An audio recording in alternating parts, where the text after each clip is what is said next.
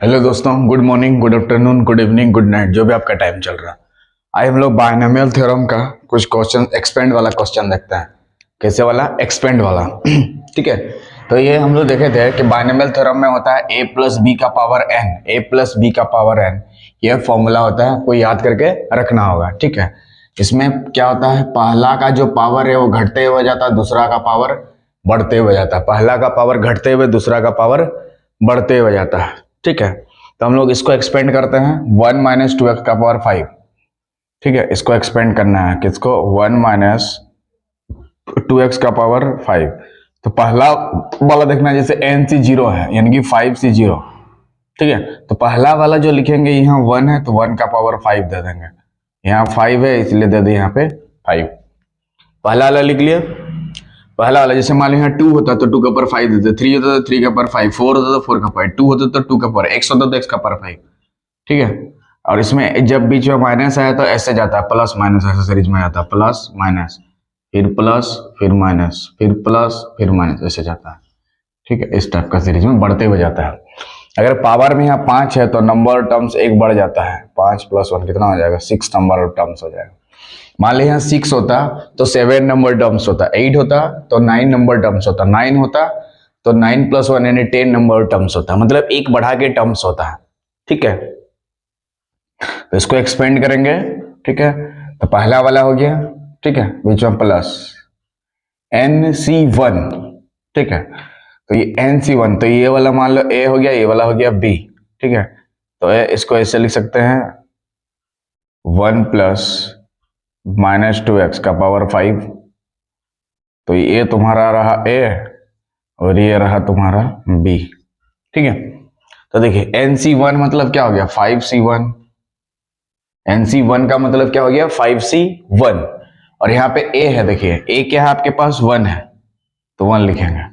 तो पहला का जो पावर है घटते हुए जाता है, तो 5 से घटा देंगे 4। पहला का पावर जो है घटते हुए जाता है, जैसे यहाँ 4 हुआ तो नेक्स्ट पावर में कितना होगा? 3, 5C। उसके बाद सेकेंड वाला कितना है? Minus of 2x। और नीचे में जो रहता है उसको लिखना है, यहाँ 1 है तो लिखना है 1। यहाँ नीचे में 1 है तो लिखना है 1, 2 है तो लिखना है 2, 3 है तो लिखना है 3, 4 है तो लिखना है 4, 5 है तो लिखना है 5। ठीक, आगे में इसका 5C2। पहला वाला 5 से 2 घटा देंगे 3, और दूसरा वाला का पावर बढ़ते हुए जाता है। देखो पहला का जो पावर है वो घटते हुए जाता है, जैसे 4 है तो उसके बाद कितना आया? 3। ठीक है, घटते हो गया। और दूसरा का पावर बढ़ते हुए जा रहा है, एक के बाद देखो यहाँ पे कितना है? 2। यहाँ बढ़ते हुए जा रहा है।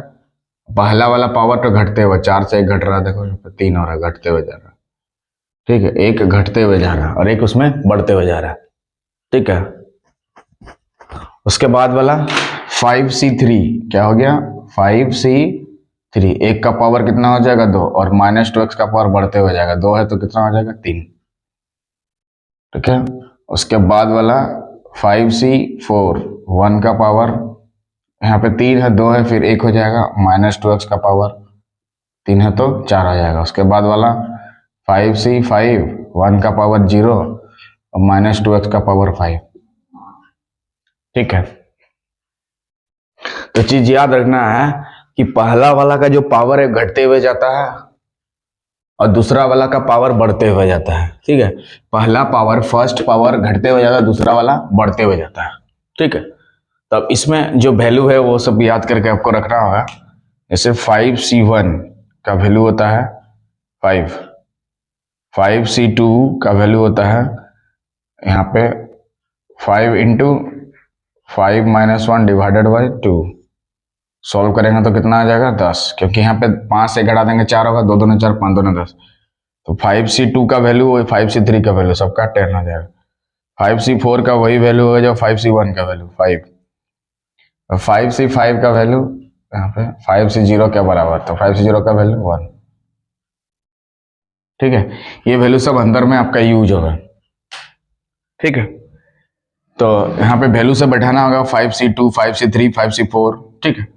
तो यहाँ पे बैठाते हैं, देखो यहाँ पे 1 का पावर 5 का वैल्यू कितना हो गया? 1। 5C1 का वैल्यू 5, 1 को 4 बार गुना करने से 1, यहाँ माइनस 2x। 5C 10 का, इस 2 का वैल्यू 10, 1 को 3 बार गुना करेंगे तो कितना होगा 1, माइनस 2 को 2 बार गुना करोगे प्लस, और 2 को 2 बार गुना करने से 4x² बीच में प्लस। 5C3 का वैल्यू 10, माइनस को 3 बार गुना करोगे माइनस साइन रहेगा ही, और 2 को 3 बार गुना करने से 8, और x को 3 बार गुना करने से x3। उसके बाद 5C5 का मतलब 1 हो गया, तो 1 हो गया, किसी का पावर 0 वैल्यू 1, और माइनस को 5 बार गुना करेगा माइनस तो रहेगा ही, 2 को 5 गुना 32 हो जाए, x को 5 बार गुना करने से x का पावर 5। ठीक है, तो ये वैल्यू सब आपको याद करके रखना होगा। ठीक है, इसका वैल्यू कितना होता है, तो यहाँ पे गुना कर देंगे 1 minus plus into minus, minus हो जाएगा 5 2 10, x 10x हो जाएगा, यहाँ 40x², या माइनस 80x³ माइनस 32 x का पावर 5। ठीक है,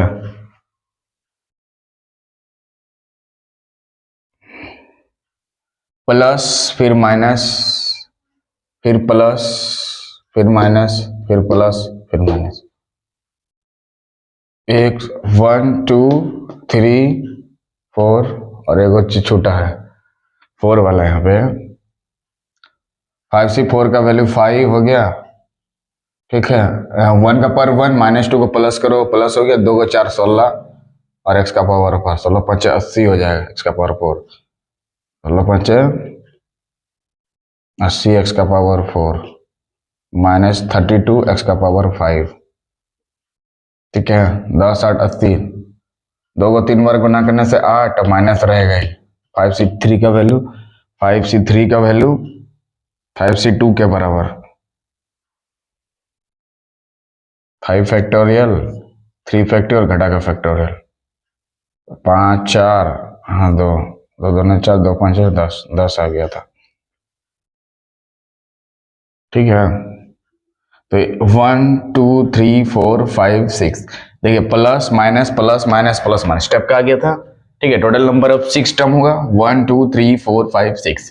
ठीक है, तो अगर पावर में 5 है तो नंबर टर्म्स कितना हो जाएगा 6, पावर में 7 है तो नंबर टर्म्स कितना हो जाएगा 8। अगर बीच में माइनस है तो इस टाइप का होता है प्लस माइनस, बीच में माइनस है तो इस टाइप का होता है स्ट्रक्चर, प्लस माइनस स्ट्रक्चर। और यहाँ पे जो वैल्यू निकाला जाता है 5C3 5C2 का इस तरह से निकाला जाता है। ठीक है, जैसे 5C3 का निकालना है 5C3 का। ठीक है, तो ऊपर में फैक्टोरियल लेते हैं, नीचे में फैक्टोरियल और घटा का फैक्टोरियल।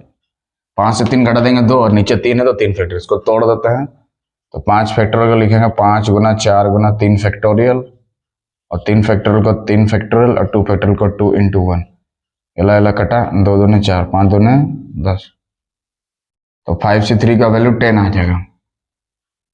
तो इस तरह से कॉम्बिनेशन का वैल्यू निकाल सकते हैं। तो इस तरह से बहुत सारा क्वेश्चंस को आप बना सकते हैं। ठीक है, इसको याद करके रखना है, स्टेप से बढ़ते हुए जाएगा। ठीक है, so if you like the video please subscribe the channel so that you can watch this type of video. तब तक के लिए जय हिंद जय भारत।